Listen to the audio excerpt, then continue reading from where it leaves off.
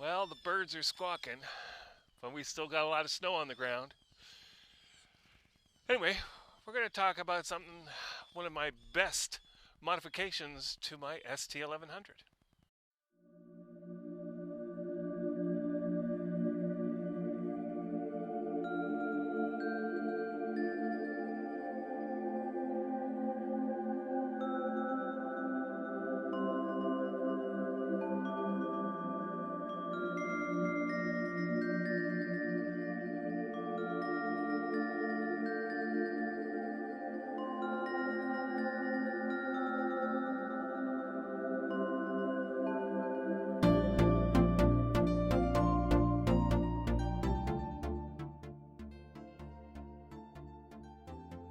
Good day, and welcome to, yep, it's red.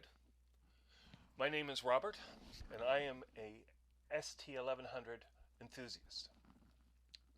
Today we're going to talk about something that the ST1100 was lacking, and many of us have, who own any type of motorcycle, actually try and resolve by easing our riding hours by actually having some sort of throttle control, be that a cruise control or a friction cruise control, or using a rubber O-ring that we slide from the throttle grip in between the throttle grip and the bar weight.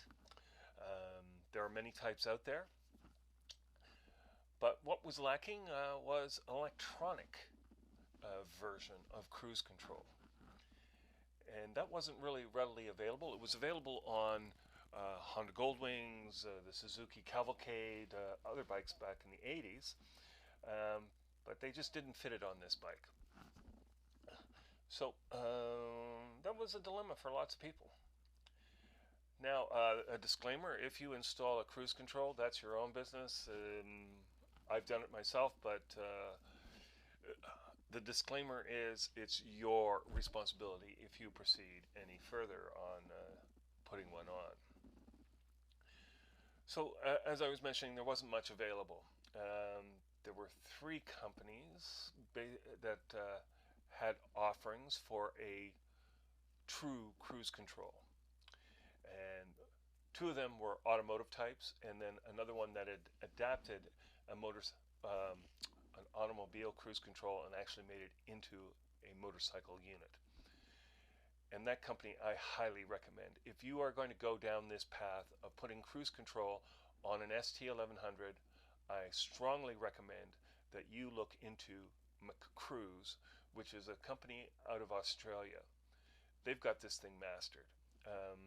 They've got a complete kit. They got everything that you need in one stop. Whereas if you go the other route, and the only other route that is available in electronic cruise control at the moment, on the time of this publishing this video, is Rostra, and they make an electronic cruise control for as an aftermarket, and it's a general cruise control that is available for automobiles, and you can pick that up off eBay. Having said that, it is not a kit. There are a number of things that you have to acquire in order to make that happen. And that's why the McCruise is so attractive. One, they have a module that interacts between the throttle and the cruise control. It is simple, very effective, and it works. That kit comes complete with everything you're going to need. With a Rostra, you got to source out the servo for one. You need the control pad, so you know the on-off switch, the set, the deaccelerate, and turn it on and off. So you have to acquire that. You also have to acquire a speed sensor unit, and in this particular case, on the ST1100, you have to use magnets on the rear wheel, and you have to acquire that magnetic sensor to attach to it and make a bracket for it. You also have to make an interface for your throttle, because The throttle on the ST1100 travels 31 millimeters, and the Rostra cruise control requires 41. The interface unit on the McCruise works perfectly with it. It also has the servo and another box for computer software to manage the servo. So those are key things in the plus category for the McCruise. It costs some money for the McCruise. It is almost at least double, if not 3 times, what it would cost to do the automotive one. But the amount of time that is required to source out, adapt, and make this work is phenomenal. So I'm only going to touch a little bit on what I did and some of the issues that I had, because I want to make this a short video, not too long. In the description below, I will put some links to a document that I wrote up for the ST owners site with regards to my install. I will also reference one on the ST Riders forum that deals with the Audiovox, which was a vacuum unit. That was quite nice too, but there are some issues with the vacuum. You're still having to go through the same process and having a cable interface to the carburetors. So there are a couple of things I want to, and if you want to go further now, if you're not going to do the McCruise route and you're stubborn like I was and go the Rostra route, I'm going to point out some key things to do to make your life a little simpler. But nothing beats, when it does work, it is fabulous. The fact that you press that set button and it maintains the speed, it does not fluctuate. Well, it fluctuates with 3 to 5 kilometers an hour, depending on whether you're going up or down a hill. But it is pretty much bang on. And that's something you don't get with the static units. And even static units cost $20 to $150 for the throttle meister that works with your far end. So anyway, I'm going to take you on a bit of a tour of my bike on how I installed it, what to look out for, and then you can go wild on your own. And it is your own responsibility, because there isn't anyone that will install a cruise control for me. No dealer will. So this is up to you to put on yourself. So there are a few tricks. Is it difficult? Yes and no. But anyway, we'll go through some of the steps. All right, this is the tail section of my ST1100, and in there you can see here is my fuse block, and that's where I have some accessories, and also my power for my cruises from there. Here is the servo. Here's the wiring harness that comes out and goes to the various controls. Here's that bracket I was talking about. And you can see I have 2 screws tapped into the seat rail, and that clears my seat. It's not a problem. And here is the housing for the cable, and it comes in. Now, I had it before tucked underneath this cross rail. That caused me some grief. So the best thing to do is you put this unit at an angle inside underneath, and then run the cable over top. It'll clear the seat. It comes along here, goes under this crossbar with the paint number along underneath the tank, just underneath that lip, and you see it coming out here, and it comes in and it goes to a clamp. Now this is not included. You have to source something like that out or build a bracket, and it goes in there,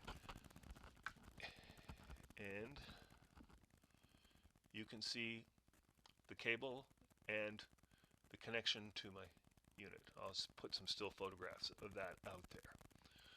Okay, now just for a point of reference, this connector right here, that goes to the fuel sender, and there's wires that go underneath and to the fuel sender. If you do not disconnect that, you're going to tear it apart when you pull this tank out. All right. Now, back here you can see the magnets recessed in the disc. And you have to make sure that they are all having the same polarity, because the way this works is, as this turns around, it sends a pulse to the pickup, and that goes to the computer.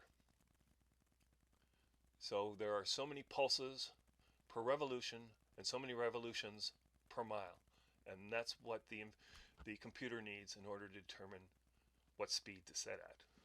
All right.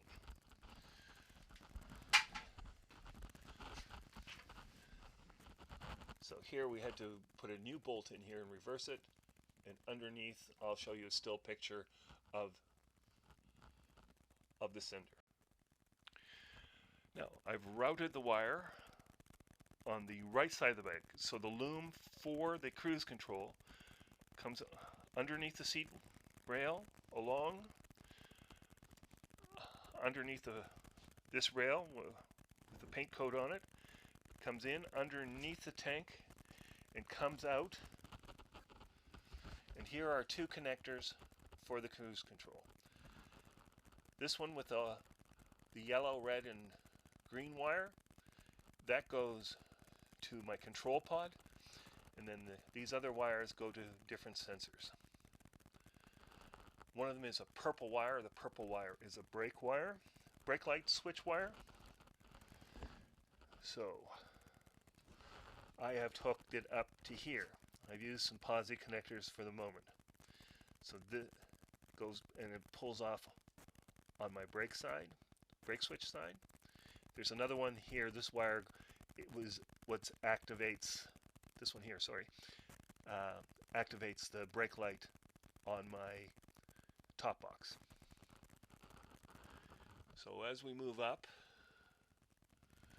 I have my relay up here, and that is for my brake switch. And then we continue on underneath my grounds, and then here is the control pod. This is wider than the standard one, but it is a Honda unit. It does plug in, and in order to make this work, I had to cut it down because the loom on this switch is 1.5 feet longer than I need. I had to remove the carburetors in order to get access to the plug. I mean the air filter. The carburetor didn't have to, it could stay there. And then the other wire has a brake light switch in it, but I couldn't use it for some reason. Anyway, so I have a Goldwing switch. The wiring comes here. We have the relay. We have connectors. It's all nice and neat along this side.